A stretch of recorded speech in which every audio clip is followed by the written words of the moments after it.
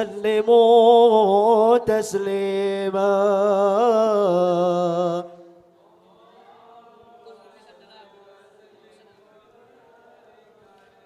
ويا أيها المشتاقون إلى رؤيا جمالك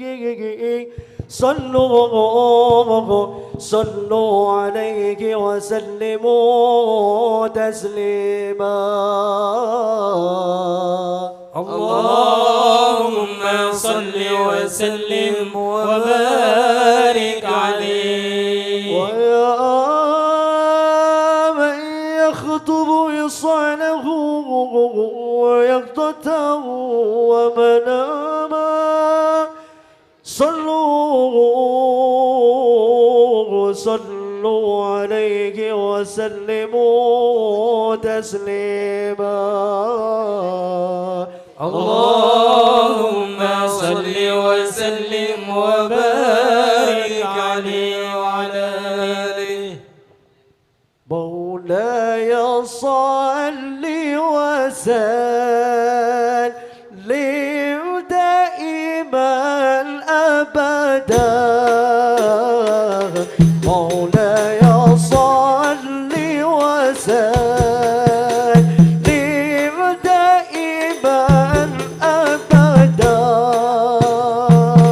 على حبيبك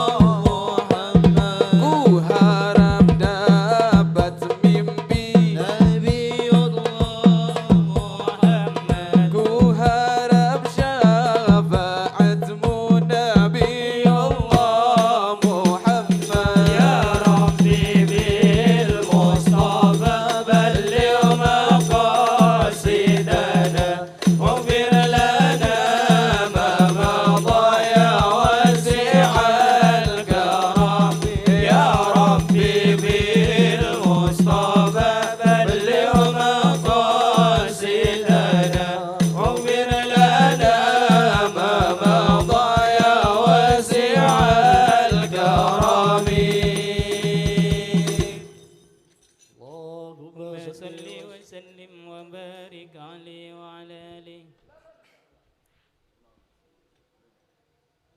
ألا يا رسول الله إنك رحمة. ألا يا رسول الله إنك رحمة وإنك سر للوجود وصفوة كؤوس تصابي في هواك لذيذة فليتك تحلو والحياة مريرة وليتك ترضى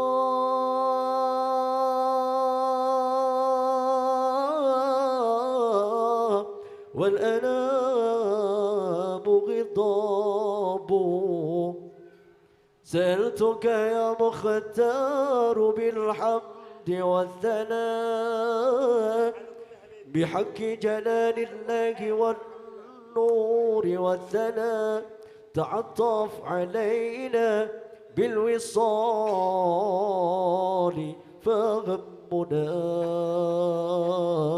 إلى صح منك الود يا غاية المنى فكل الذي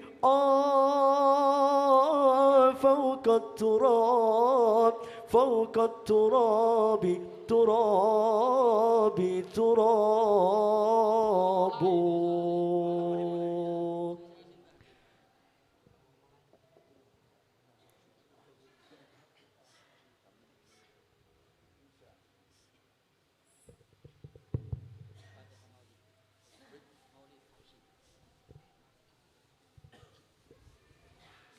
إلى حضرة الحبيب وقرة أعين سيدنا وحبيبنا ومولانا محمد آله وصحبه جميع الأنبياء والمرسلين جميع الشهداء والصالحين والعلماء العاملين سيدنا المهاجر أحمد بن إيسى بكر المقدم لمحمد أشقب وأولاده وإلى حضرته الوجود شيخ صالح وإلى حضرته الحبيبنا جعفر بن شيخنا الشكوي وبكر الشكوي الحبيب خايب الشمس الدرار الحبيب علي الحبشي وشوله وفروه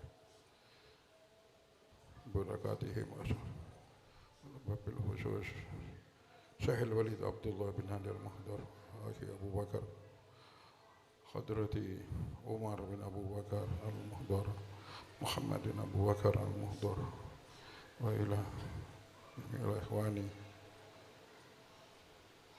والدينا ورحمه الله جزاكم الله نشيب الدرار للحبيب علي الحبشي بالقبول وإلى حضرة النبي محمد صلى الله عليه وسلم الفاتحة.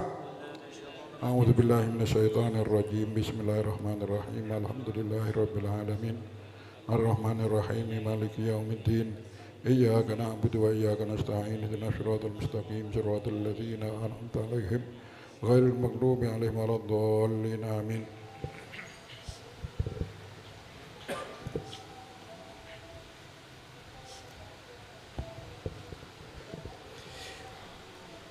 يا رب صل على محمد يا رب صل عليه وسلم يا رب صل على محمد يا رب صل عليه وسلم يا رب صل على محمد أشرف بدر في الكون أشراق يا رب صل على محمد يا رب صل عليه وسلم يا رب صل على محمد أكرم داع يدعو إلى الحق يا رب صل على محمد يا رب صل عليه وسلم يا رب صل على محمد المصطفى الصادق المصدق. يا ربي صل على محمد، يا ربي صل عليه وسلم. يا ربي صل على محمد أحلى الورى منطقا وأصداق. يا ربي صل على محمد، يا ربي صل عليه وسلم. يا ربي صل على محمد أفضل من بالتقى تحقق. يا ربي صل على محمد، يا ربي صل عليه وسلم. يا ربي صل على محمد من بالسخاء والوفاء تخلق. يا ربي صل على محمد، يا ربي صل عليه وسلم. يا ربي صل على محمد واجمع من الشمل ما تفرق. يا ربي صل على محمد، يا ربي صل عليه وسلم. يا ربي صل على محمد واصلح وسهل ما قد تعود. يا ربي صل على محمد، يا ربي صل عليه وسلم. يا ربي صل على محمد وافتح من الخير كل مغلاق. يا ربي صل على محمد، يا ربي صل عليه وسلم. يا ربي صل على محمد وآله ومن بالنبي تعلق. يا ربي صل على محمد، يا ربي صل عليه وسلم. يا ربي صل على محمد وآله ومن للحبيب عشاق. يا ربي صل على محمد، يا ربي صل عليه وسلم. يا ربي صل على محمد ومن بحبل النبي توسل. يا ربي صل على محمد، يا ربي صل عليه وسلم. يا ربي صل على محمد، يا ربي صل عليه وسلم. يا ربي صل على محمد، يا ربي صل عليه وسلم. يا رب صل على محمد، يا رب صل عليه وسلم. يا ربي صل على محمد، يا ربي صل عليه وسلم. يا ربي صل على محمد، يا ربي صل عليك وسلم. يا ربي صل على محمد، يا ربي صل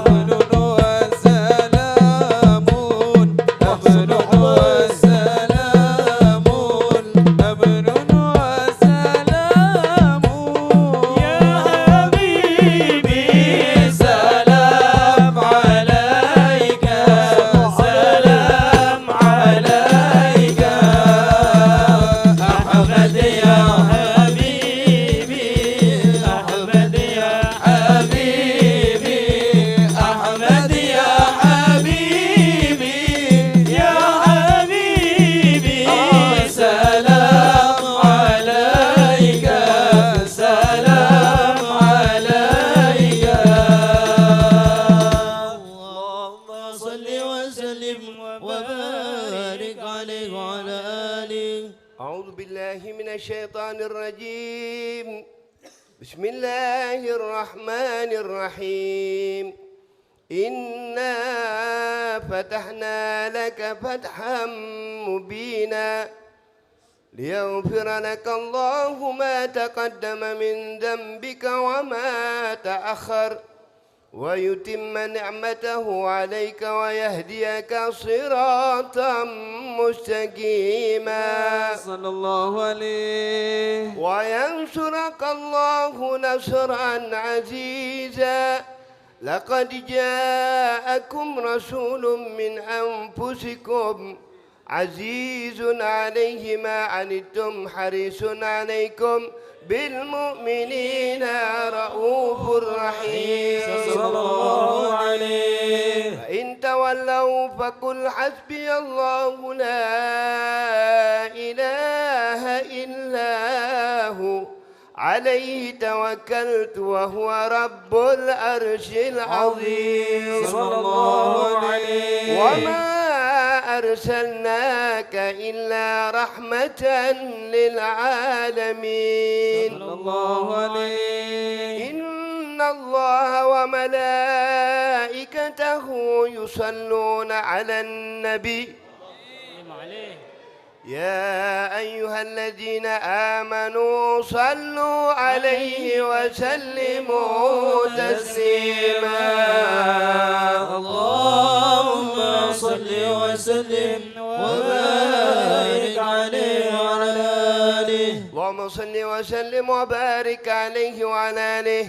بسم الله الرحمن الرحيم.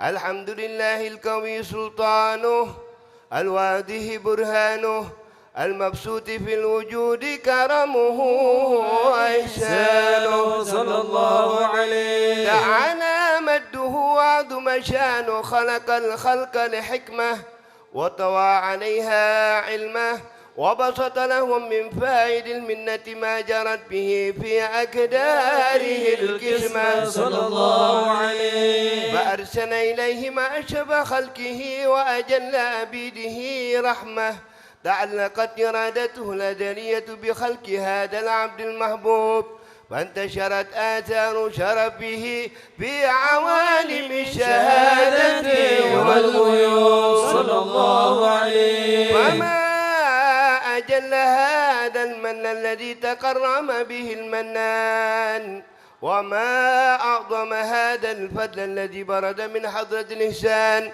صورة كاملة ظهرت في هيكل محمود وتعطرت بوجودها أكناف الوجود وطرزت برد العوالم بطراز التكريم. اللهم صل وسلم أشرف الصلاة والتسليم على سيدنا ونبينا محمد الرؤوف الرحيم. اللهم صل وسلم وبارك عليه وعلى آله. صل وسلم وبارك عليه وعلى آله صلى الله عليه. تجلى الحق في عالم قدسه الواسع تجليا قضى بانتشار فضله في القريب والشاسع صلى الله عليه. وله الحمد الذي لا تنحصر أفراده بتعداد ولا يمل تقراره بكثرة ترداد حيث أبرز من عالم الإمكان صورة هذا الإنسان صلى الله عليه. يتشرف بوجوده الثقلان وتنتشر أسراره في الأكوان فما من سر اتصل به كلب منيب إلا من ثواب فضل الله على هذا الحبيب صلى الله عليه. يا لقلب سروره قد توالى بحبيب عم الألام نوالا جل من شرف الوجود بنور غمر الكون بهجة وجمالا صلى الله عليه. قد ترقى في الحسن على مقام وتناهى في مده وتعالى لاحظته العيون في مثلته بشرا كاملا يزيح الضلال صلى الله عليه وهو من فوق علم ما قد رأت رفعة في شؤونه وكمانا فسبحان الذي أبرز من حضرة الامتنان ما يعجز عن وصفه اللسان ويحار في تعكل معانيه الجلال صلى الله عليه انتشر منه في عالم البطون والدهور ما ملأ الوجود الخلقي نور فتبارك الله من إله كريم بشرتنا آياته بالذكر الحكيم ببشارة لقد جاءكم رسول من أنفسكم عزيز عليه ما عنتم حريص عليكم بالمؤمنين رؤوف رحيم صلى الله عليه فمن فاجأته هذه البشارة وتلقاها بقلب سليم فقد هدي إلى صراط مستقيم اللهم صل وسلم أشرف صلاة وتسليم على سيدنا ونبينا محمد الرؤوف الرحيم اللهم صل وسلم وبارك عليه وعلى آله اللهم صل وسلم وبارك عليه وعلى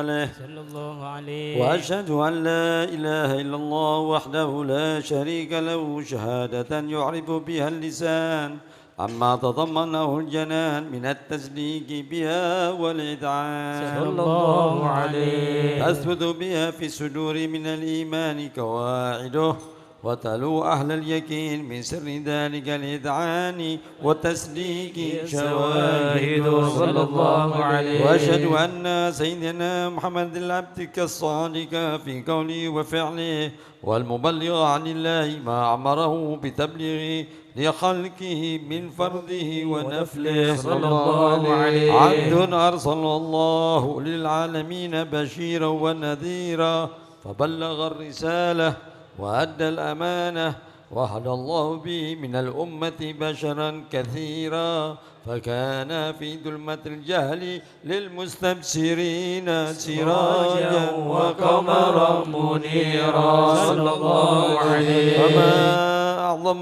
من منة تكرم بها على البشر وما أوسى من نعمة انتشر سرها في البحر والبر صلى الله عليه اللهم صل وسلم بأجل الصلوات وأجمعها وأزكى التحيات وأوسعها على هذا العبد الذي وفى بحق العبودية وبرز فيها في حلقة الكمال وقام بحق الربوبية في مواتن الحكمة لله وأقبل عليه غاية الإكمال صلى الله عليه صلاة يتصل بها الروح المصلي عليه به فينبسط في قلبي نور تعلقي به وحبه ويختم بها بعناية الله في حسبه وعلى آله وصحبه الذين ارتقوا صهوة المجد بكربه وتبينوا دلال الشرف عسري بوده وحبه ما عطر الأكوان بنشر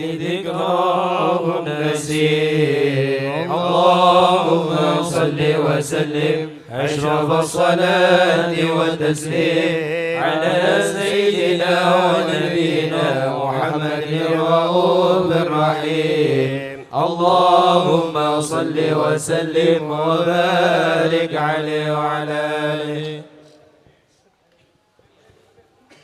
إن القلوب إلى الحبيب تميل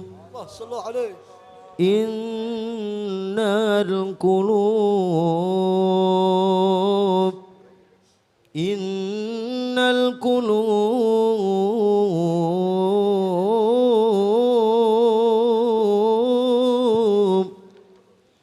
إلى الحبيب تميل ومعي بذلك شاهد ودليل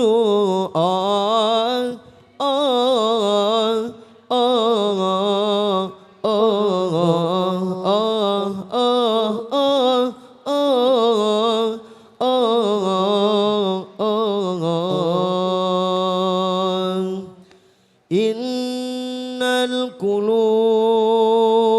القلوب إلى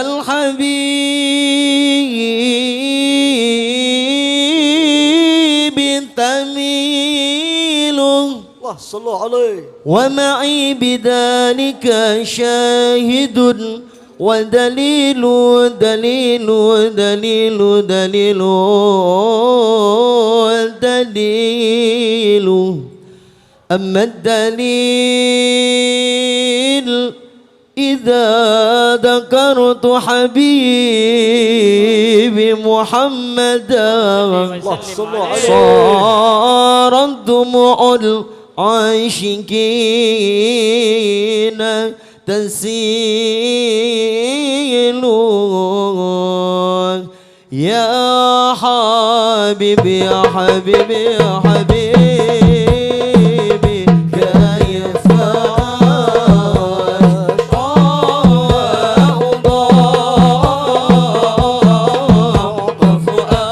وفؤادي قد بدا بدي بدي يا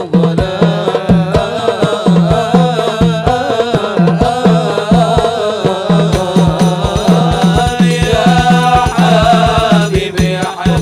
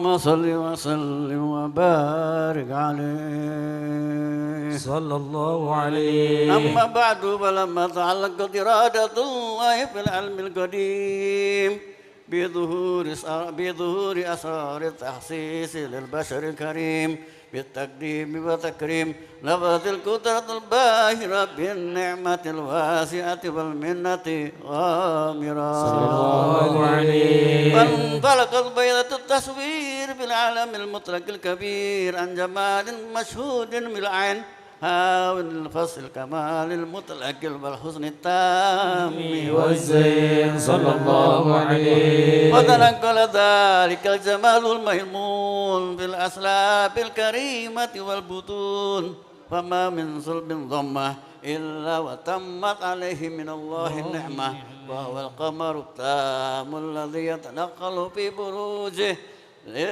ليتشرف به موطن الاستقرار وموضع الخروج صلى الله عليه. وقد قضت الأقدار الأزلية بما قضت وأظهرت من سر هذا النور ما أظهرت وخصصت به من خصصت فكان مستقره في الأسلاب الفاخرة والأرحام الشريفة الطاهرة حتى برز في عالم شهادة البشر لا كالبشر ونورا حير الأبكار ظهوره وبهر صلى الله عليه. وتعلقت أمة إزراق من هذه الحروف أن يرقم في هذا القطاس ما هو لديه من عجائب ذلك النور معروف صلى الله عليه. وإن كانت الألسن لا تفي بعشر معشار أوصاف ذلك الموصوف تسويقا للسامعين من خواص المؤمنين وترويها للمتعلقين بهذا النور المبين صلى الله عليه. وإلا فأنا تضرب الأقلام عن شهود خير الأنام ولكن غزني إلى تطويل ما حفظته من سير أشرف المخلوقين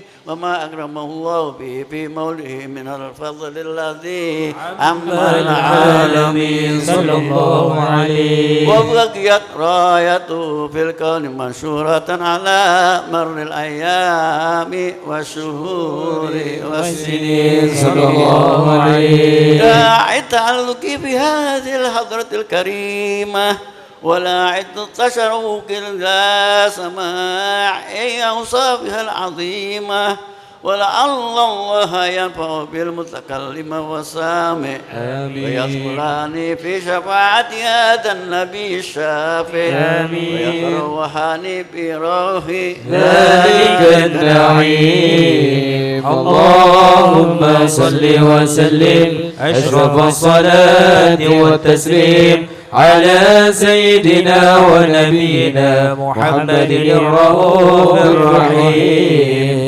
اللهم صل وسلم وبارك عليه وعلى آله. اللهم صل وسلم وبارك عليه وعلى آله صلى الله عليه. وكان للقلم أن يخط ما حركته فيه الأنامل مما استفاده الفهم من صفات هذا العبد المحبوب الكامل صلى الله عليه. أحسن الشمائل وهنا حسن أن نثبت ما بلغ إلينا في شأن هذا الحبيب من أخبار وآثار صلى الله عليه. شرف بكتابته القلم والقرطاس وتتنزه في حدائق الأسماء والأبصار صلى الله عليه. بلغنا في الأحاديث المشهورة أن أول شيء خلقه الله هو النور المهدأ في هذه السورة صلى الله عليه. الحبيب أول مخلوق برز في العالم ومنه تفرع الوجود خلقا بعد خلق فيما حدث وما تقدم صلى الله عليه. عبد الرزاق بسند عن جابر بن عبد الله الأنصاري رضي الله عنهما قال قلت يا رسول الله بأبي وأمي أخبرني عن أول شيء خلقه الله قبل الأشياء قال يا جابر إن الله خلق قبل الأشياء نور نبيك محمد صلى الله عليه وسلم من نور صلى الله وقد عليه. ورد من حديث أبي هريرة رضي الله عنه أنه قال قال رسول الله صلى الله عليه وسلم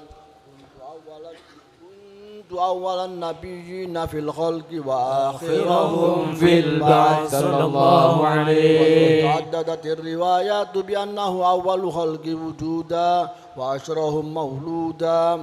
ولما كانت السعادة الأبدية لها ملاحظة خفية اختصت من شاءت من البرية بكمال الحسوسية صلى الله عليه. أودع هذا النور المبين أسلاب وبطون من شرفته من العالمين فتنقل هذا النور من صلب آدم ونوح وإبراهيم صلى الله عليه. أوصلته يد العلم القديم إلى من خصصته بتكريم أبيه الكريم عبد الله بن عبد المطلب ذي القدر العظيم صلى الله عليه. التي هي في المخاوف آمنة أصلب عبد الله فألقاه إلى بطنها فضمته أحشاؤها بمؤونة الله محافظة على حق هذه الدرة وسونها صلى الله عليه. فحملته برعاية الله كما ورد عنها حملا خفيفا لا تجد له ثقلا ولا تشكو منه ألما ولا عينا صلى الله عليه. بعد شهر من حمله وقرب وقت بروزه إلى عالم الشهادة لتنبسط على أهل هذا العالم فيوضات فضله وتنتشر فيه آثار مجده السميم. اللهم سيدنا ونبينا محمد الرؤوف الرحيم. اللهم صل وسلم وبارك عليه اللهم صل وسلم وبارك عليه وعلى آله صلى الله عليه. ومنذ علقت به هذه الدرة المكنونة والجوهرة المزونة والكون كله يصبح ويمسي في سرور وابتهاج صلى الله عليه. بدور إشراك هذا الشراط والعيون متصوفة إلى بروزه متسوقة إلى التقاط جواهر كنوز صلى الله عليه. وكل دابة لقريش نطقت بفصيح العبارة معلنة بكمال البشارة فما من حامل حملت في ذلك العام إلا أتت في حملها بغلام من بركات وسعادة هذا الإمام صلى الله ولم عليه. تزل والسماوات متضعمخة بإذن الفرح بملاقات أشرف البريات وبروزه من عالم الخفاء إلى عالم الظهور بعد تناكله في البطون والدهور. فأظهر الله في الوجود بهجة التكريم وبسط في العالم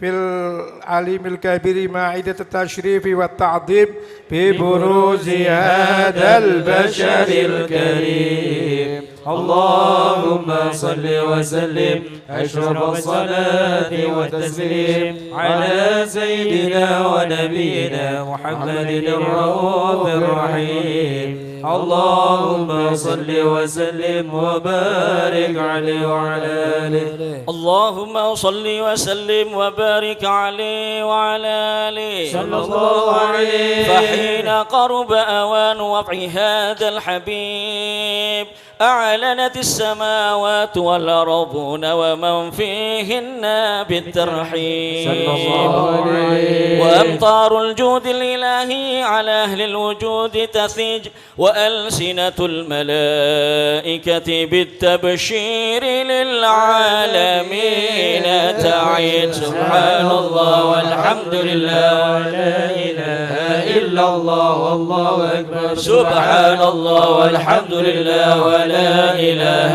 إلا الله والله أكبر سبحان الله والحمد لله ولا إله إلا الله والله أكبر. والقدرة كشفت قناع هذا المستور ليبرز نوره كاملا في عالم الظهور نورا فاق كل نور وأنفذ الحق حكم على من أتم الله عليه النعمة من خواص الأمة أن يحضر عند وضعه أمة تأنيسا لجنابها المسعود ومشاركة لها في هذا الصمات الممدود صلى الله عليه. فحضرت بتوفيق الله سيدة مريم والسيدة آسيا ومعهما من الحور العين من قسم الله له من الشرف بالقسمة الوافية فأتى الوقت الذي رتب الله على حضوره وجود هذا المولود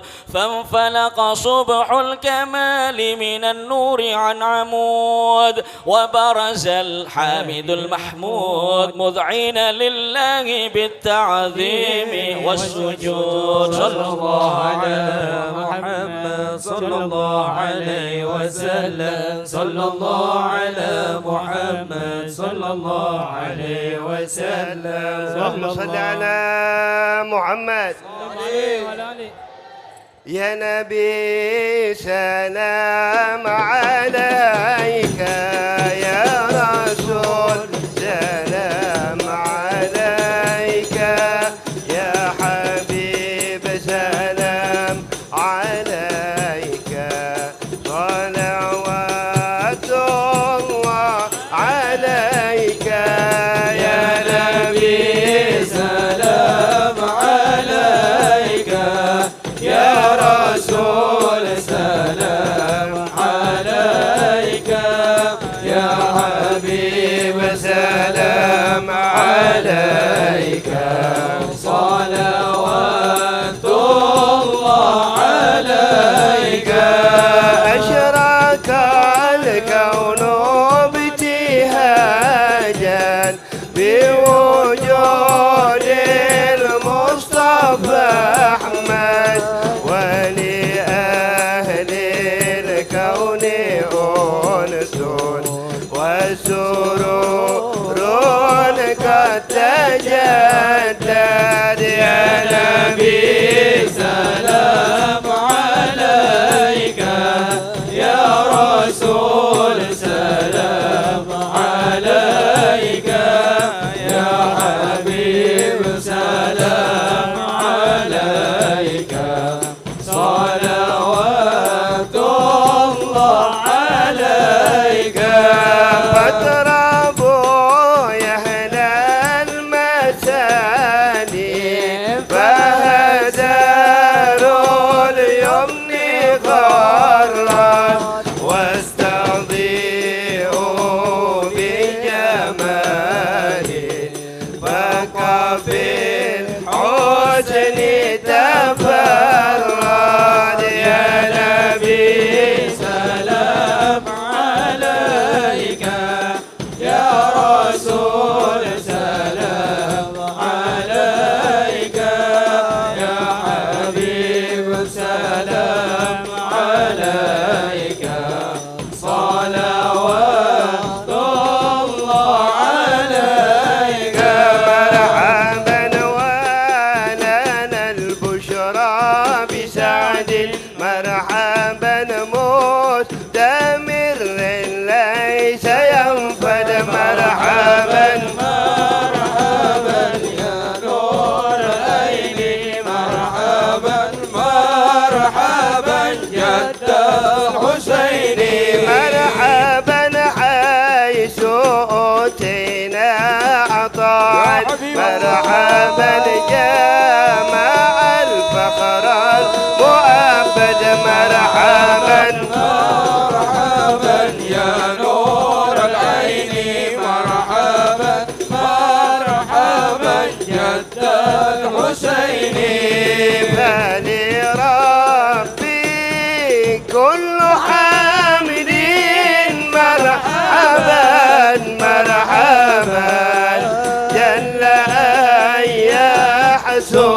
الله لعن الله مرحبا مرحبا مرحبا يا نور العين مرحبا مرحبا مرحبا جد الحسين مرحبا مرحبا ليد حبانا بوجود مرحبا مرحبا مصطفى الهادي محمد الله مرحبا مرحبا مرحبا يا نور العين مرحبا مرحبا مرحبا جد الحسين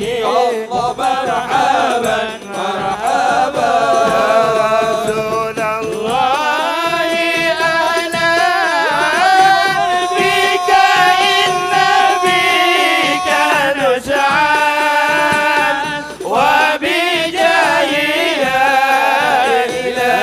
إلهي جد وبلغ كل مقصد صلى الله عليك يا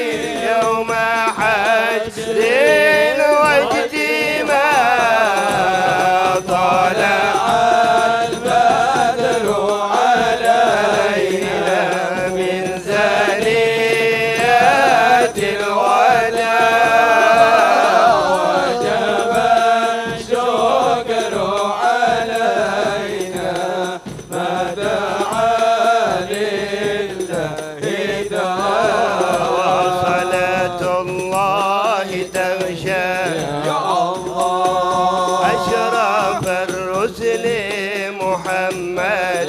يا الله ربي فاغفر لي ذنوبي يا الله ببركة الهادي محمد يا الله. وسلام مستمر يا الله كل حين يتجدد يا الله.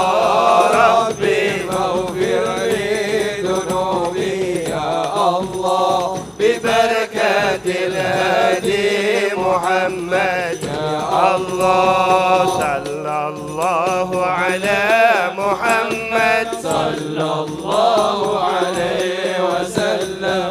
صلى الله على محمد يا ربي صل وسلم يا نبي سلام عليك يا رسول سلام عليك يا حبيب سلام عليك صلوات الله عليك.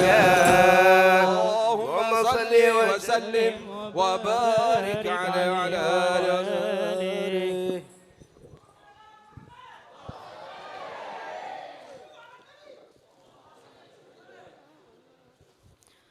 اللهم صل وسلم على سيدنا محمد وعلى آل سيدنا محمد.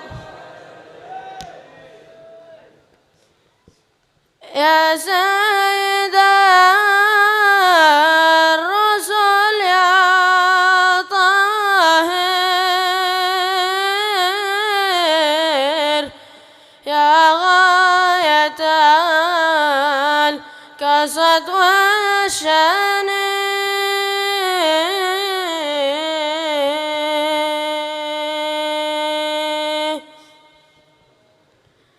صلى عليك العلي القادر في كل وقت وأحيان.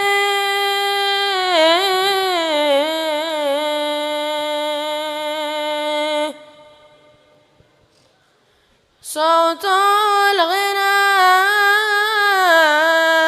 يشرح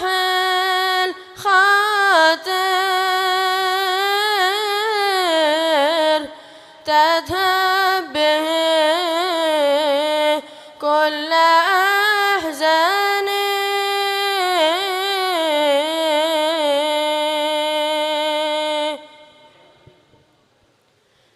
يا فاتح الباب يا فاطر أصلح قصودي مع الشان.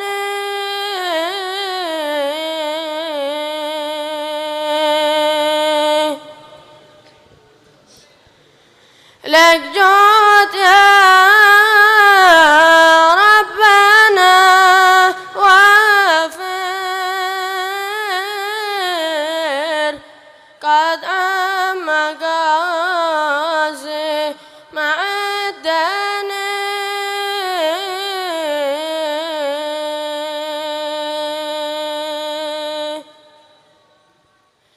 الليل الكلب والخاطر زالت به كل الأشجان.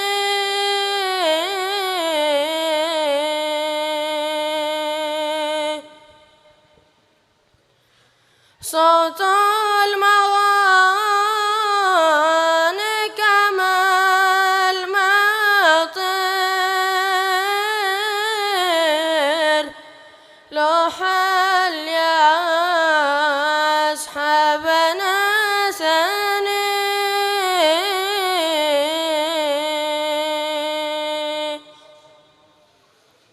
واسرار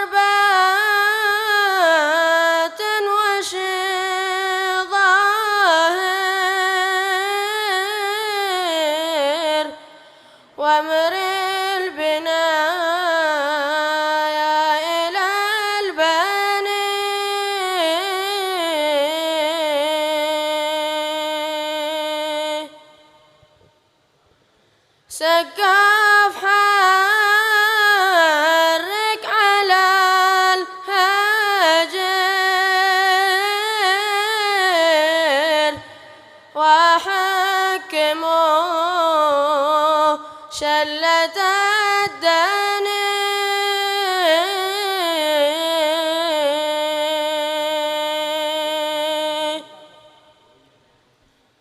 ولا يراوي سوى الماهر ليحكم ضرب في الآن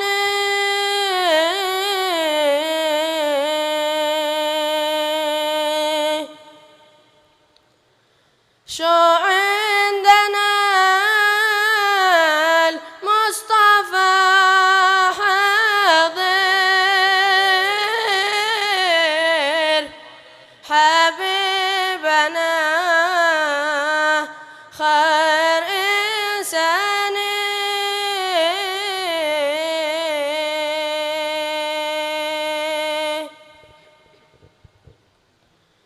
قد فهره لنا العاطر حضراء يا رمض الأعيان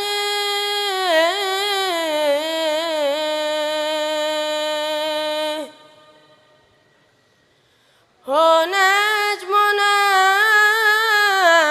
في الدجى الزاهر هو ذخرنا عن الأعيان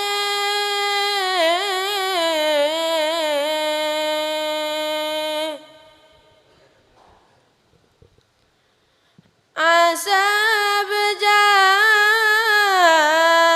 مدد وافر من فيض جود وإحسان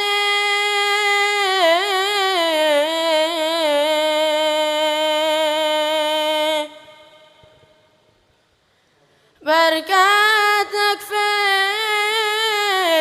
حضرتك حاضر أنا وصحبي وخلاني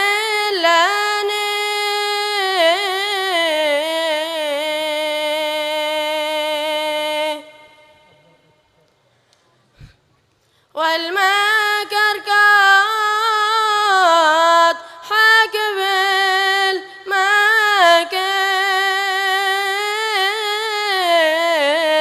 لا بارك الله في الشان والحمد لله رب العالمين.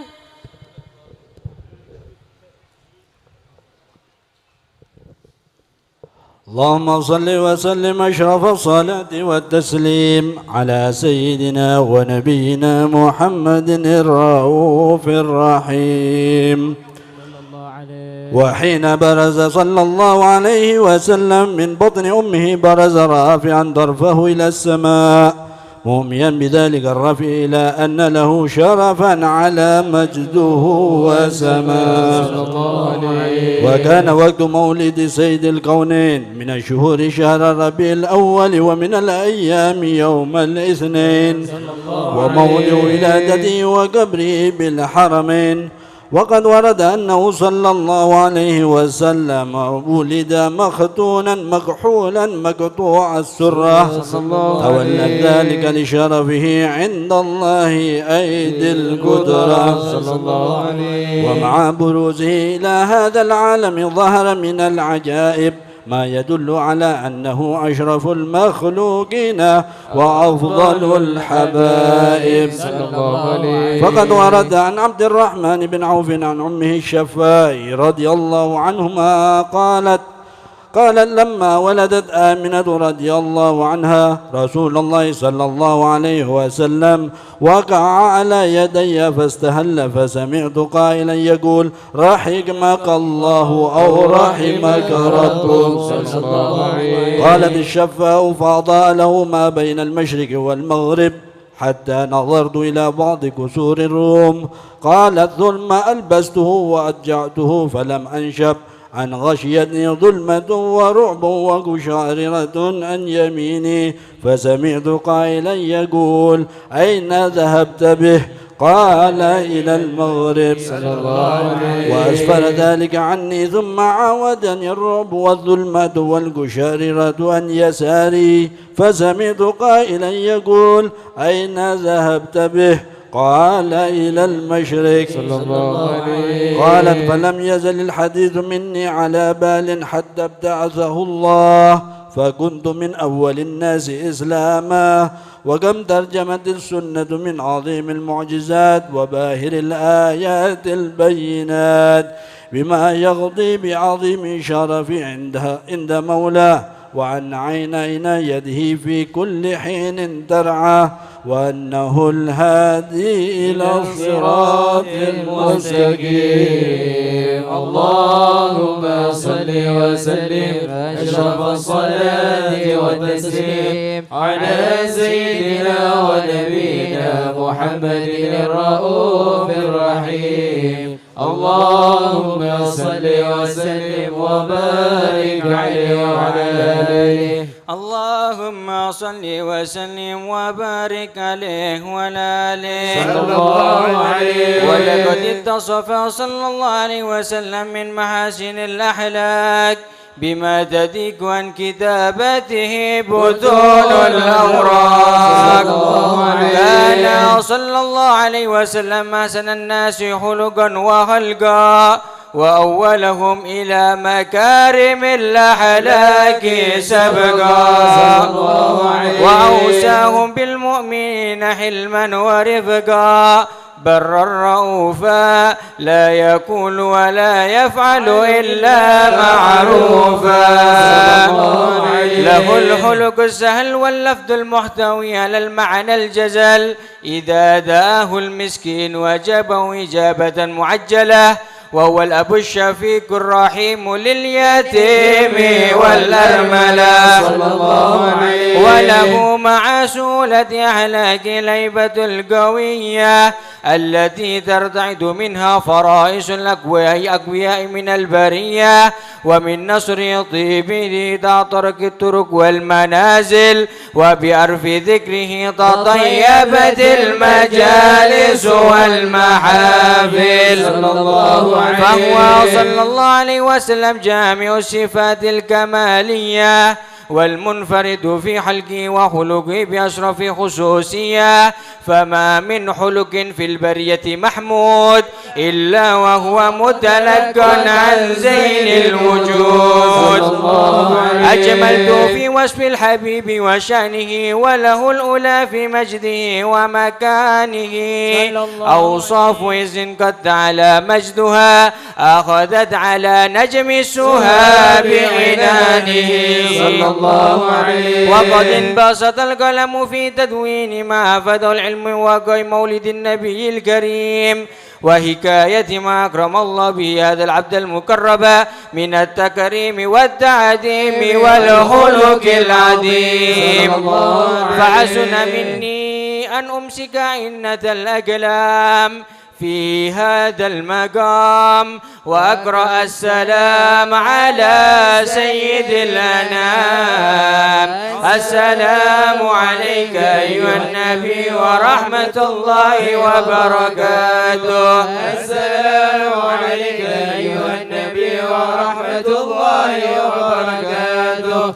السلام عليك أيها النبي ورحمة الله وبركاته. وبذلك يحسن الحتم كما يحسن التقديم، فعليه أفضل الصلاة والتسليم. اللهم صل وسلم أشرف الصلاة والتسليم على سيدنا ونبينا محمد الرؤوف الرحيم. اللهم صل وسلم وبارك عليه وعلى آله. اللهم صل وسلم وبارك عليه وعلى آله. بسم الله الرحمن الرحيم.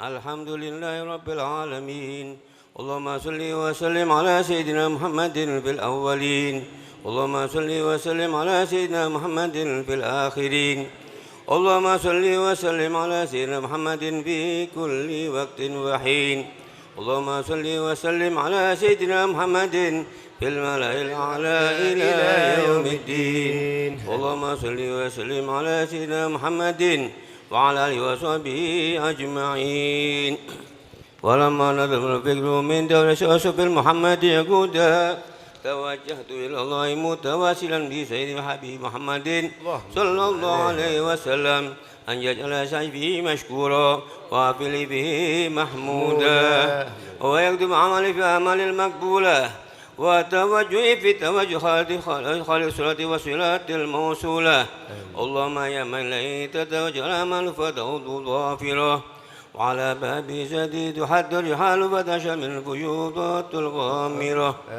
نتوجه إليك بأشرف الوسائل لديك سيد المرسلين عبدك الصادق الأمين سيدنا محمد الذي أمر سيده العالمين أن تصلي وتسلم على ذكر ذات الكاملة مستودع عمادك وعبيد سرك وحاملي رؤية دعوتك الشاملة القلب الأكبر المحب لك ونقص بشرف الأفضل في كل موطن من مواطن القرب ومظهر واسم إمدادك في عبادك وأكساك كل شيء صادق لأهل ودادك سيد الكونين وسبب الثقلين على المحو الخالص المحسوس منك بأجل الخصائص اللهم صل وسلم عليه وعلى آله وأصحابه ولأقربه من أحبابه اللهم إنا نقدم لك جهاد النبي الكريم ونتواصل إليك بشرف مقامه العظيم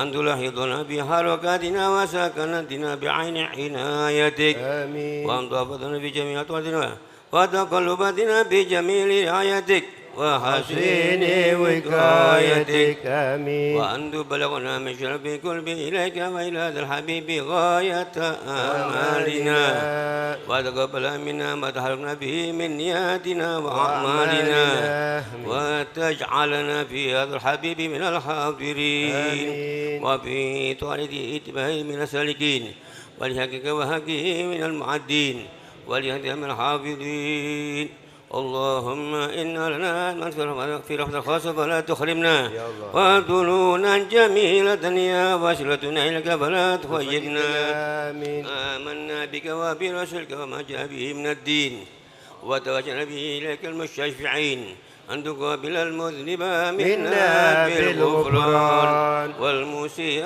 بالإحسان والسائل بما سأل والمؤمل بما أمل وأن تجعلنا مما نصر هذا الحبيب ووازره ووله وظهره وما ببركة والشرف بجهد أولادنا ووالدينا ولا قدرنا ووادينا وجميع المسلمين والمسلمات والمؤمنين والمؤمنات في جميع الجهات وعدل الكبير في جميع الأقوال المنشورة وأمي على الإسلام والإيمان وبأهلها معمورة معنا وصورة آمين وشف لهم كربة المكروبين واقض دين المدين واغفر للمذنبين وتقبل توبة التائبين واشر رحمتك على عبادك المؤمنين أجمعين واكفي شر المعتدين والظالمين واجعلك في جميع النواحي والأقطار وأيدهم من أجل بدعيهم عندك ونسرين على المعتدين من المنافقين والكفار واجعلنا يا ربي في الحسين من جميع البلايا وفي المكين من الذنوب والخطايا وأتمنا في العمل بطاعتك وشتي في خدمتك قائمين وإذا توفنا مسلمين مؤمنين واختم لنا منك بخير أجمعين وصلي وسلم على هذا الحبيب المحبوب للعسل المحبوب والحبيب وعلى صحبه المنسوب وآخر دعوانا الحمد لله رب العالمين سبحان ربك رب العزة عما يصفون وسلام على المرسلين والحمد لله رب العالمين بشر الفاتحة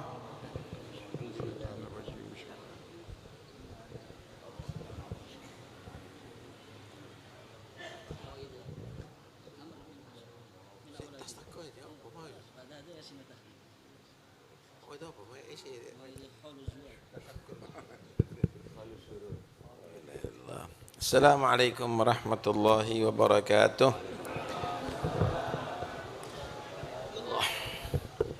Bismillah, walhamdulillah, wassalatu wassalamu ala rasulillah Sayyidina Maulana Muhammad bin Abdullah wa ala alihi wa sahbihi wa man wala wa la hawla wa la quwata illa billah, amma ba'd.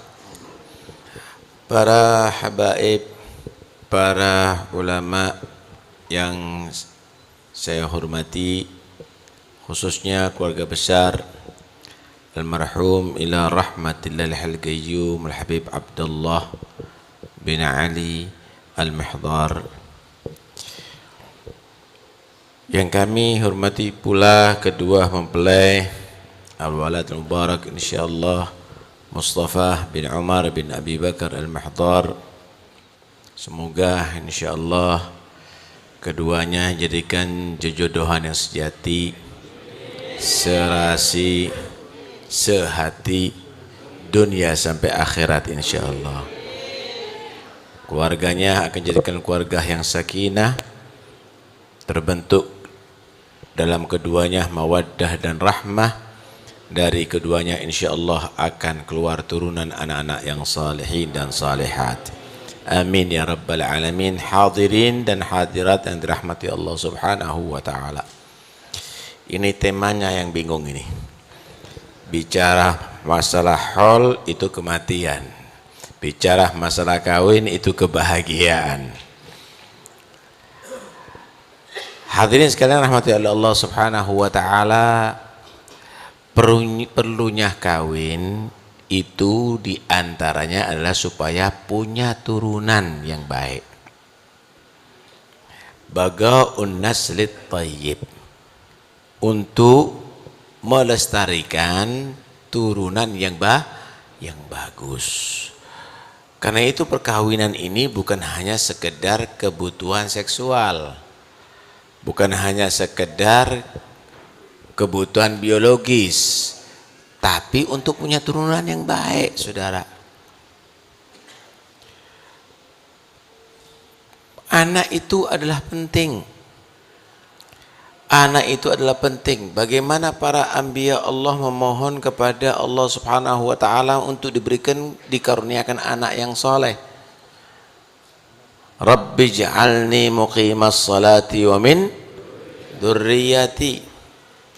Ya Allah, jadikan aku orang yang bisa menegakkan sholat, demikian juga turunanku. Kalau minta turunan itu barengi turunan yang ahli sholat, ahli ibadah, taat kepada Allah. Punya anak tapi nggak taat, nantinya jadi malapetaka, saudara. Rabbana hab lana min azwajina wa dhurriyyatina qurrata a'yun. Ya Allah, karuniakan kepada kami daripada pasangan-pasangan kami dan juga turunan-turunan kami yang bisa mengheningkan mata, yang bisa membuat bahagia. Tahukah Anda, kebahagiaan itu adalah bukan karena anak itu kaya tapi tidak bakti, bukan karena jabatannya tinggi tapi tidak hormat kepada orang tua. Yang membuat kebahagiaan turunan anak, turunan orang-orang yang soleh. Sebaliknya malapetaka dunia sampai akhirat kalau anak tidak soleh.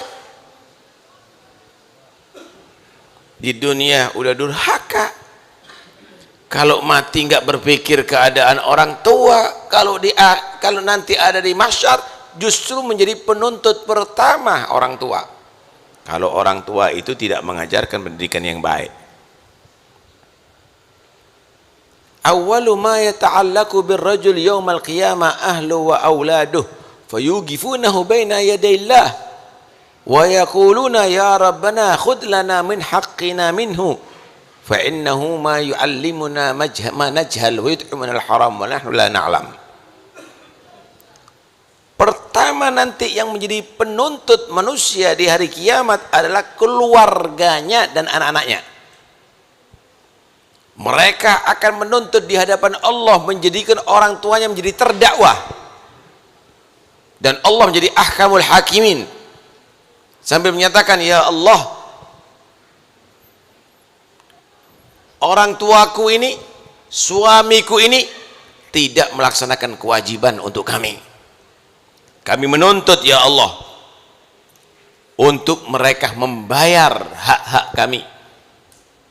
Kenapa? Karena tidak pernah mengajarkan kepada kami apa yang kami tidak ketahui terhadap kewajiban agama, dan kami mulai kecil diberi rizki yang haram padahal kami lahir tidak kenal dengan yang haram. Berapa banyak orang tua yang soleh ternyata gagal masuk surga gara-gara tuntutan anak, saudara. Na'udzubillah min dalik.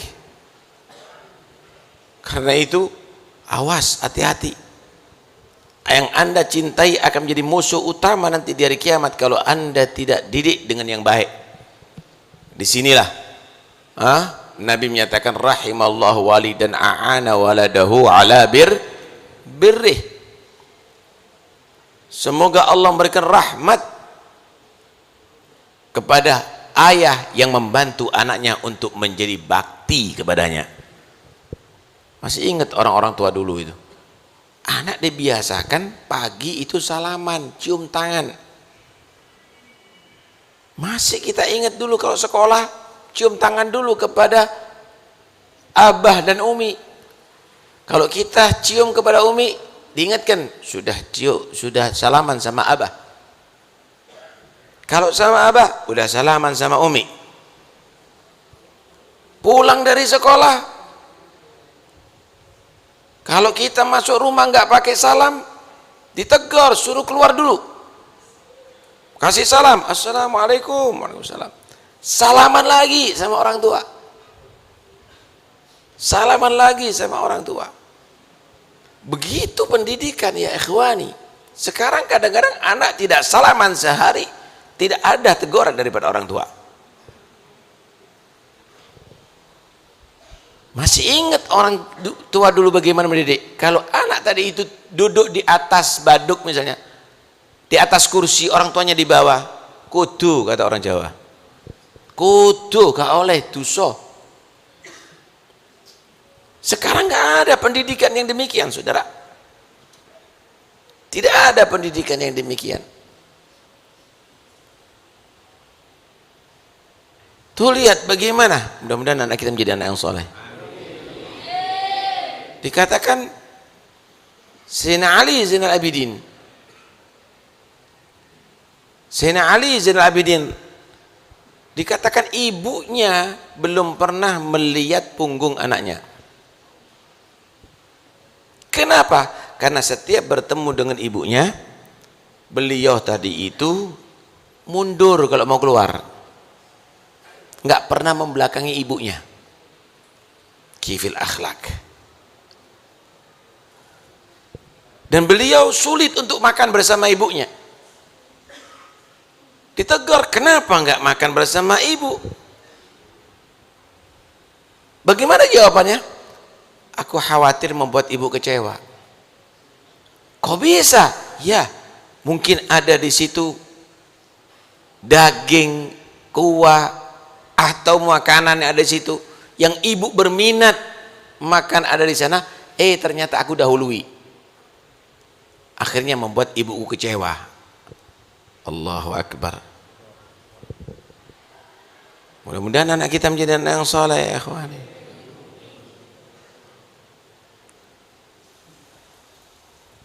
Ada seorang yang hidup melarat. Hidup melarat ya. Tapi punya anak yang soleh. Ketika hari raya nggak mampu orang tuanya membelikan baju baru. Padahal teman-temannya sudah mereka berbaju baru.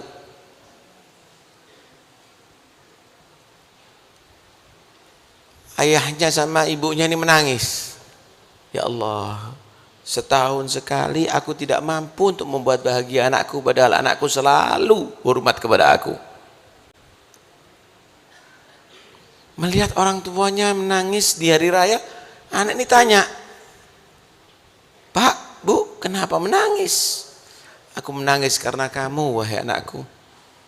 Bapak minta maaf, ibu minta maaf, karena tidak bisa di hari raya ini memberikan kamu baju baru. Hanya karena itu bapak ibuku menetes air mata untuk aku, susah. Bapak ibu, hari raya bagi anakmu adalah ketika bapak dan ibu adalah tersenyum untuk anaknya, berbahagia untuk anak-anaknya. Ya Allah, gimana hatinya orang tua kalau punya anak model begini? Luar biasa. Habib Ali bin Muhammad bin Hussein Al-Habsyi pernah menceritakan bahwa ada sekelompok para aulia. Sekelompok para aulia.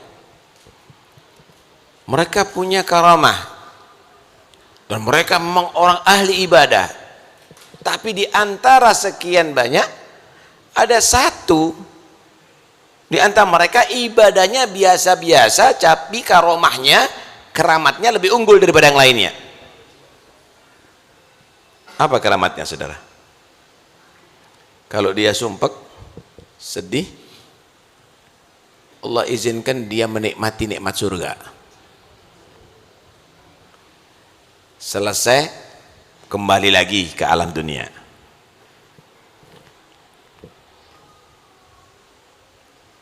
Yang lainnya nih tanya, wirid apa yang kamu baca? Ibadah model apa yang kamu lakukan? Kata dia, bukan karena ibadahku, bukan karena wiridku, tapi karena doa ibuku. Aku setiap hari merawat ibuku dan ibuku sakit saat itu. Aku tidak makan kecuali setelah ibuku makan. Aku tidak bekerja kecuali setelah ibuku aku rawat dan sudah makan dan tidur. Dan aku harus datang sebelum ibuku bangun.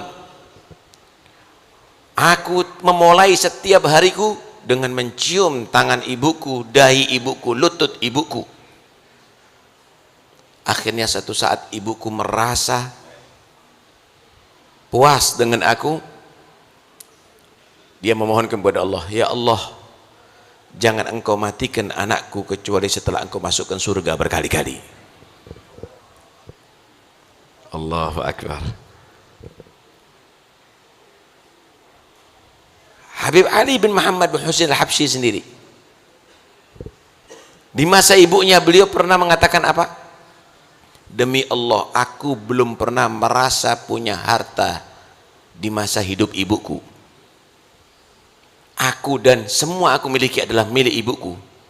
Dan demi Allah, kalau ibuku perlu biaya, sedang saat itu tidak ada harta, menjual aku di pasar, aku tidak akan tolak untuk dijual untuk membiayai ibuku. Habib Ali Al-Habsyi kalau sudah bertemu dengan wali min auliyaillah, orang yang istiqamah, lari kepada ibunya. Ibu, tolong mintakan sama Allah untuk anakmu Ali. Masih kecil dah nih. Oh iya nak, apa dimintakan apa untuk Allah? Mintakan kepada Allah anakmu Ali mudah-mudahan seperti wali fulan. Kalau sudah ketemu orang yang alim, da'i ilallah, lari kepada ibunya. Ibu, mohonkan sama Allah untuk anakmu Ali. Apa nak yang ibu mohonkan? Mohonkan kepada Allah anakmu Ali mudah-mudahan jadi alim seperti fulan. Adakah ini terwujud pada anak-anak kita ya ikhwani? Kita tidak kenalkan anak kita dengan aulia. Yang dipandang artis, yang diminta baju Zorro, baju Batman, baju Superman. Kita yang keliru dalam mendidik ya ikhwani, kita yang keliru dalam mendidik. Kita tidak cintakan kepada Nabi, kepada anak kita. Kita tidak cintakan kepada aulia, datuk-datuk kita. Mereka nggak tahu siapa datuk-datuknya kita. Mereka nggak tahu siapa nabinya. Mereka kenal dengan pemain sepak bola dan artis. Musibah ya ikhwani, musibah. Kemudian kita berharap anak kita jadi anak yang soleh. Antumus sabab fi fasadihi. Kamu yang menjadi sebab anak kamu rusak. Karena itu acara haul ini bukan acara pamer datuk, keliru. Kalau punya datuk yang soleh kemudian dipamer-pamerkan, keliru. Acara haul ini dalam rangka membuat kesadaran, nih datuk kamu gimana kamu turunannya, udah sesuai nggak, nyontong nggak, mirip nggak. Bukan untuk bangga-banggaan. Lain fakharta bi aba'in dhawi syaraf laqad sadaqta walakin bi'sa ma waladu. Memang datuk kamu orang bisa dibanggakan, tapi coba pakai hukum terbalik. Apakah bangga datuk kamu itu bangga dengan cucu model kamu? Jangan-jangan mereka orang paling kecewa punya cucu seperti kita. Karena itu ayo, kalau kita sudah ditakdirkan oleh Allah, diberi nikmat oleh Allah menjadi turunan orang-orang yang soleh,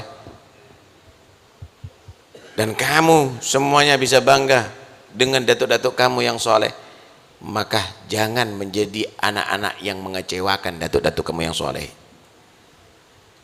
Jangan sekali-kali percaya, wahai para sadah, dengan ocehan orang yang tidak punya dasar yang menyatakan sayyid nggak dicatat dosanya. Itu bukan pencipta, itu bukan orang yang cinta, tapi itu penyesat para habaib. Lihat bagaimana Al-Habib Abdullah Al-Haddad dalam Fusul Ilmiyah betul-betul marah kepada orang itu, dan dia harus bertanggung jawab di hadapan Allah nanti terhadap ucapannya. Jangan tertipu. Itu bukan memuji, tapi itu adalah membenci. Jangan pernah percaya dengan yang demikian. Tinggalkan dia. Bukan muhibbin, tapi mubghidin di ahlul bait itu. Berkedok sebagai muhibbin. Naam, siapapun ahlul bait jangan Anda benci. Tetapi usahakan mereka tadi itu kembali kepada thariqah datuknya. Sama dengan Anda mencintai anak. Kadang-kadang kita marah kepada anak bukan karena benci, supaya dia menjadi sukses. Nah itu pecinta-pecinta ini yang aku cinta-cinta ini, muhibbin, awas. Jangan Anda menjadi orang muhib yang emosional tapi rasional. Ya? Yang rasional, yang logika, ya pakai logika. Diceritakan ada seorang Sultan Al-Kathiri. Sultan Al-Kathiri, bukan Sayyid. Dia saat itu menjadi sultan, mungkin wali kota atau gubernur atau mungkin raja. Melihat seorang sayyid nggak seperti yang hidup di zaman itu, ahli ke masjid, ahli roha, ulama, nongkrong mungkin di jalan, ditangkap, masukkan penjara. Marah nih, loh, apa salah saya? Salah kamu karena kamu sayyid, nggak seperti yang lainnya. Kata dia, itu hakku. Aku juga punya hak sebagai sultan mengatur rakyatku. Akhirnya membuat satu perjanjian. bebas bersyarat. Tidak boleh nongkrong lagi, tidak boleh main-main lagi, tidak boleh kumpul di situ lagi. Dia harus hadir majlis, harus sholat berjamaah, harus belajar. Dikontrol terus sampai akhirnya jadi ulama besar nih orang.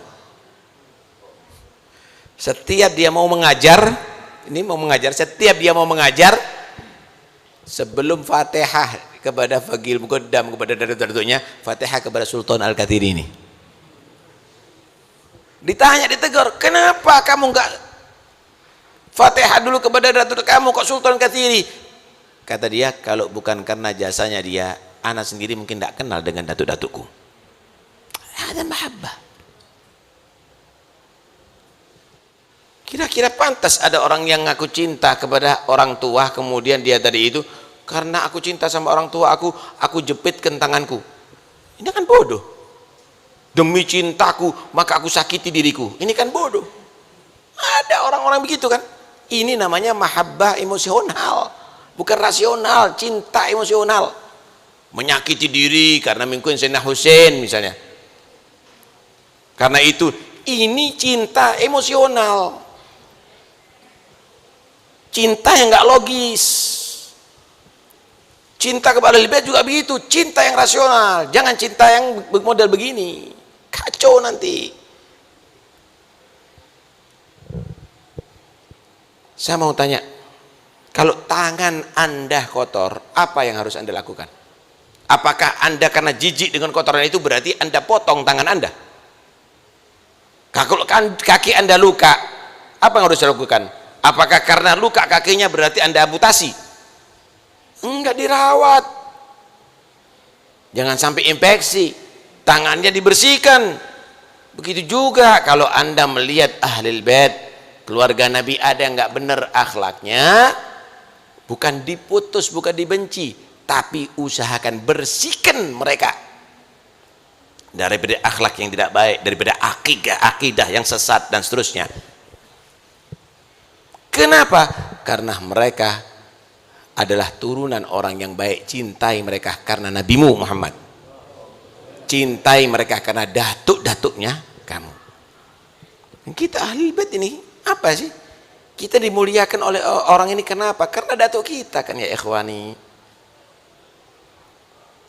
Yang antum bawa setiap saat ini datuknya antum. Ini Al-Muhdar yang dibawakan Al-Muhdar Umar bin Syekh Bakar.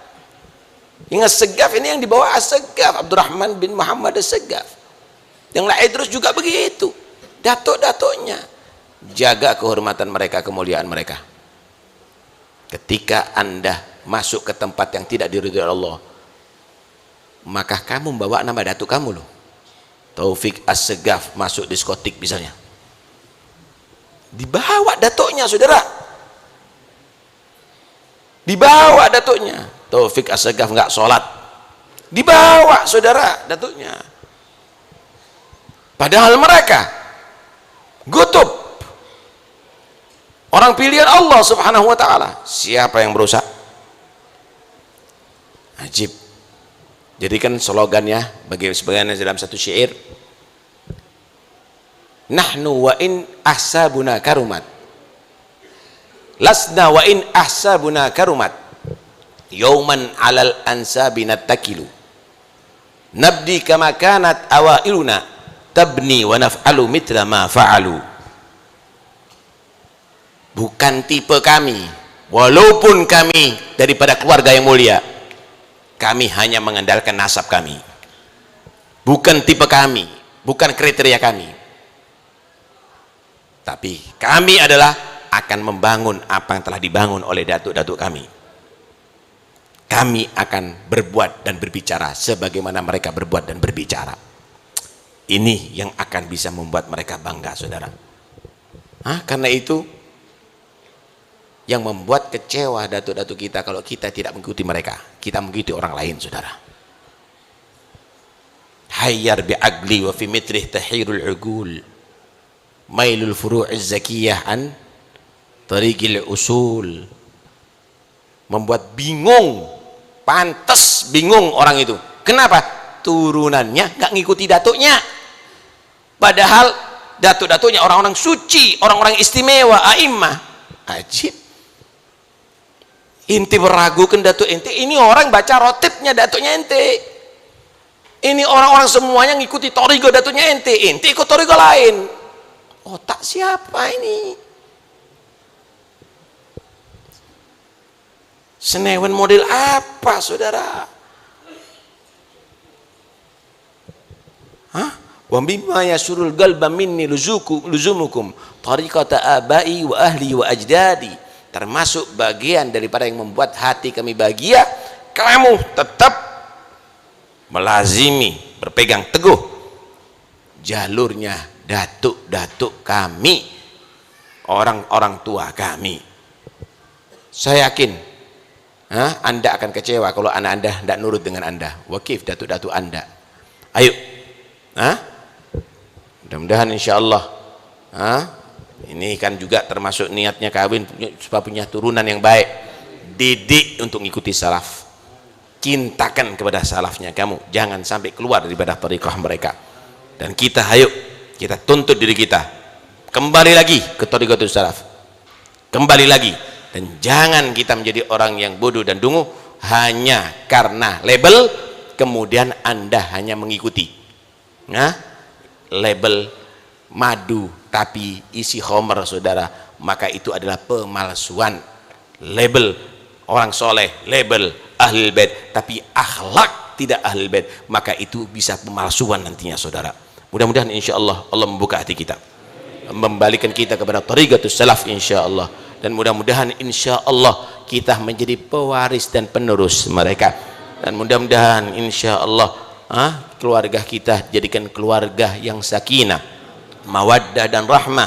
Anak-anak kita mudah-mudahan Allah jaga daripada segala yang merusak akhlak mereka, merusak akidah mereka, merusak pemikiran mereka.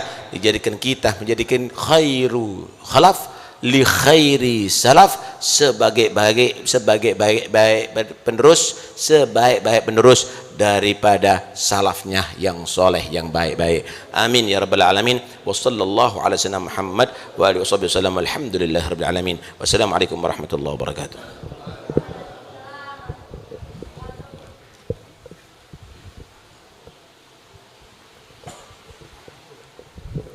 الفاتحة وياسين إلى حضرة حبيبنا وشفيعنا قرة عن رسول الله محمد بن عبد الله صلى الله عليه وسلم، ثم إلى أرواح آله وأصحابه وآل بيته وذريته والتابعين ومن تابعهم بإحسان إلى يوم الدين، وخصوصا لمن اجتمعنا هنا بسببهم ولأجلهم، الحبيب عبد الله بن علي المحضار، والحبيب أبي بكر بن عبد الله المحضار، والحبيب عمر بن أبي بكر المحضار، والحبابة أم هاني بنت محسن بن علوي السقاف، أن الله يغفر لهم ويرحمهم ويعلي درجاتهم في الجنة، ثم إلى أرواح المكتوب أسماءهم في هذا القرطاس أنت أعلم بهم وبأسمائهم، وإلى أرواح من عمر هذا المعهد هذا المسجد سابقا ولاحقا، ووالدينا ووالديكم وأمواتنا وأمواتكم وأما جميع المسلمين على هذه النية وعلى ما نواه مشايخنا، وإلى حضرة النبي المصطفى محمد صلى الله عليه وآله وسلم. الفاتحة وياسين. أعوذ بالله. بسم الله الرحمن الرحيم. الحمد لله رب العالمين الرحمن الرحيم مالك يوم الدين، إياك نعبد وإياك نستعين، اهدنا الصراط المستقيم صراط الذين أنعمت عليهم غير المغضوب عليهم ولا الضالين آمين. بسم الله الرحمن الرحيم.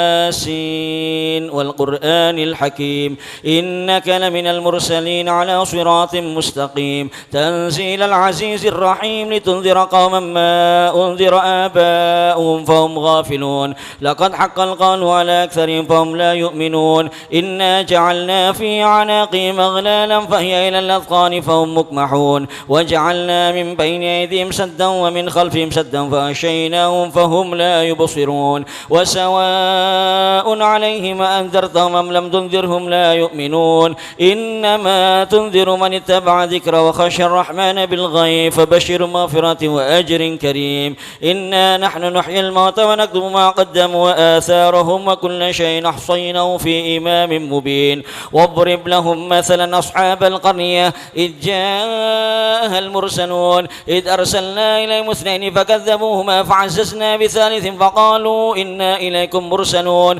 قالوا ما أنتم إلا بشر مثلنا وما أنزل الرحمن من شيء أنتم إلا تكذبون قالوا ربنا يعلم إنا إليكم لمرسلون وما علينا إلا البلاغ المبين قالوا إنا تطيرنا بكم لئن لم تنتهوا لنرجمنكم وليمسنكم منا عذاب أليم قالوا طائركم معكم وإن ذكرتم بل أنتم قوم مسرفون وجاء من أقصى المدينة رجل يسعى قال يا قوم اتبعوا المرسلين اتبعوا من لا يسألكم أجرا وهم مهتدون وما لي لا أعبد الذي فطرني وإليه ترجعون أتخذ من دونه آلهة يريد الرحمن بضر لا تغن عني شفاعتهم شيئا ولا ينقذون إني إذا لفي ضلال مبين إني آمنت بربكم فاسمعون قيل ادخل الجنة قال يا ليت قومي يعلمون بما غفر لي ربي وجعلني من المكرمين وما أنزلنا على قومه من بعده من جند من السماء وما كنا منزلين إن كانت إلا صيحة واحدة فإذا هم خامدون يا حسرة على العباد ما يأتيهم من رسول إلا كانوا به يستهزئون ألم يروا كما أهلكنا قبلهم من القرون أنهم إليهم لا يرجعون وإن كل لما جميع لدينا محضرون وآية لهم الأرض الميتة أحييناها وأخرجنا منها حبا فمنه يأكلون وجعلنا فيها جنات من نخيل وعناب وفجرنا فيها من العيون ليأكلوا من ثمره وما عملت أيديهم أفلا يشكرون سبحان الذي خلق الأزواج كلها مما تنبت الأرض ومن أنفسهم ومما لا يعلمون وآية لهم الليل نسلخ منه النار فإذا هم مظلمون والشمس تجري لمستقر لها ذلك تقدير العزيز العليم والقمر قدرناه منازل حتى عاد كالرجون القديم لا الشمس ينبغي لها أن تدرك القمر ولا الليل سابق النهار وكل في فلك يسبحون وآية لهم أنا حملنا ذريتهم في الفلك المشحون وخلقنا لهم من مثله ما يركبون وإن نشأ نغرقهم فلا صريخ لهم ولا هم ينقذون إلا رحمة منا ومتاعا إلى حين وإذا قيل لهم اتقوا ما بين أيديكم وما خلفكم لعلكم ترحمون وما تأتيهم من آيات ربهم إلا كانوا عنها معرضين وإذا قيل لهم أنفقوا مما رزقكم الله قال الذين كفروا للذين آمنوا ونطعم من لو يشاء الله أطعمه إن أنتم إلا في ضلال مبين ويقولون متى هذا الوعد إن كنتم صادقين ما ينظرون إلا صيحة واحدة تأخذهم وهم يخصمون فلا يستطيعون توصية ولا إلى أهلهم يرجعون ونفخ في الصور فإذا هم من الأجداث إلى ربهم ينسلون قالوا يا ويلنا من بعثنا من مرقدنا هذا ما وعد الرحمن وصدق المرسلون إن كانت إلا صيحة واحدة فإذا هم جميع لدينا محضرون فاليوم لا تظلم نفس شيئا ولا تجزون إلا ما كنتم تعملون إن أصحاب الجنة اليوم في شهور فاكهون هم وأزواجهم في ظلال على الأرائك متكئون لهم فيها فاكهة ولهم ما يدعون سلام قولا من رب رحيم وامتازوا اليوم أيها المجرمون ألم أعهد إليكم يا بني آدم لا تعبدوا الشيطان إنه لكم عدو مبين وأن اعبدوني هذا صراط مستقيم ولقد أضل منكم جبلا كثيرا فلم تكونوا تعقلون هذه جهنم التي كنتم توعدون اصلوها اليوم بما كنتم تكفرون اليوم نختم على أفواههم وتكلمنا أيديهم وتشهد أرجلهم بما كانوا يكسبون ولو نشاء لطمسنا على أعينهم فاستبقوا الصراط فأنى يبصرون يعلمون ولو نشاء لمسخناهم على مكانتهم وما استطاعوا مضيا ولا يرجعون ومن نعمره ننكس في الخلق فلا يعقلون وما علمناه الشعر ما ينبغي له إن هو إلا ذكر وقرآن مبين لينذر من كان حيا ويحق القول على الكافرين أولم يروا أنا خلقنا لهم مما عملت أيدينا أنعاما فهم لها مالكون وذللناها لهم فمنها ركوبهم ومنها يأكلون ولهم فيها منافع ومشارب أفلا يشكرون واتخذوا من دون الله آلهة لعلهم ينصرون لا يستطيعون نصرهم وهم لهم جند محضرون فلا يحزنك قولهم إنا نعلم ما يسرون وما يعلنون أولم يرى الإنسان أنا خلقناهم من نطفة فإذا هو خصيم مبين وضرب لنا مثلا ونسي خلقا قال من يحيي العظام وهي رميم قل يحييها الذي أنشاها أول مرة وهو بكل خلق عليم الذي جعل لكم من الشجر الأخضر نارا فإذا أنتم منه توقدون أوليس الذي خلق السماوات والأرض بقادر على أن يخلق مثلهم بلى وهو الخلاق العليم إنما أمره إذا أراد شيئا أن يقول له كن فيكون فسبحان الذي بيده ملكوت كل شيء وإليه ترجعون سبحان المفرد عن كل محزون سبحان المنفس عن كل مديون سبحان من خزائن بين الكاف والنون سبحان الذي إذا أراد شيئا أن يقول له كن فيكون يا مفرج فرج يا مفرج فرج يا مفرج فرج همومنا وكروبنا فرجا عاجلا برحمتك يا أرحم الراحمين ومن يتق الله يجعل له مخرجا ويرزق من حيث لا يحتسب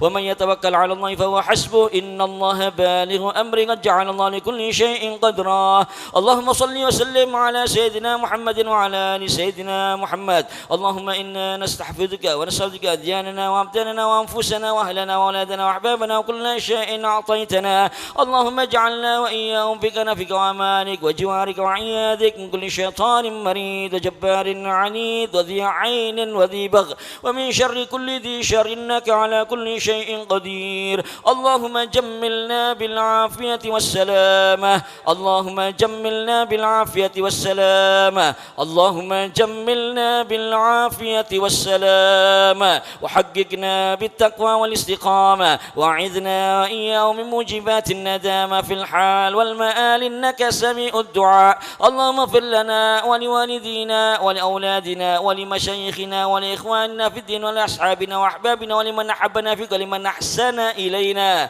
وللمكتوب أسماءهم في هذا القرطاس أنت أعلم بهم وبأسمائهم خصوصا لمن اجتمعنا هنا بسببهم ولأجلهم الحبيب عبد الله بن علي المحضر والحبيب أبي بكر بن عبد الله المحضر والحبيب عمر بن أبي بكر المحضر والحبابة أم هاني بنت محسن بن علوي السقاف وللمؤمنين والمؤمنات والمسلمين والمسلمات وصل اللهم بجمالك وجلالك على سيدنا محمد وعلى آله وصحبه وسلم وارزقنا كمال المتابعة له ظاهرا وباطنا في عافية وسلامة برحمتك يا أرحم الراحمين أفضل الذكر فاعلم أنه لا إله حي موجود لا إله حي معبود لا إله حي باق لا إله إلا الله لا إله إلا الله لا إله إلا الله لا إله لا إله إلا الله لا إله إلا الله لا إله إلا الله لا إله إلا الله لا إله لا إله إلا الله لا إله إلا الله لا إله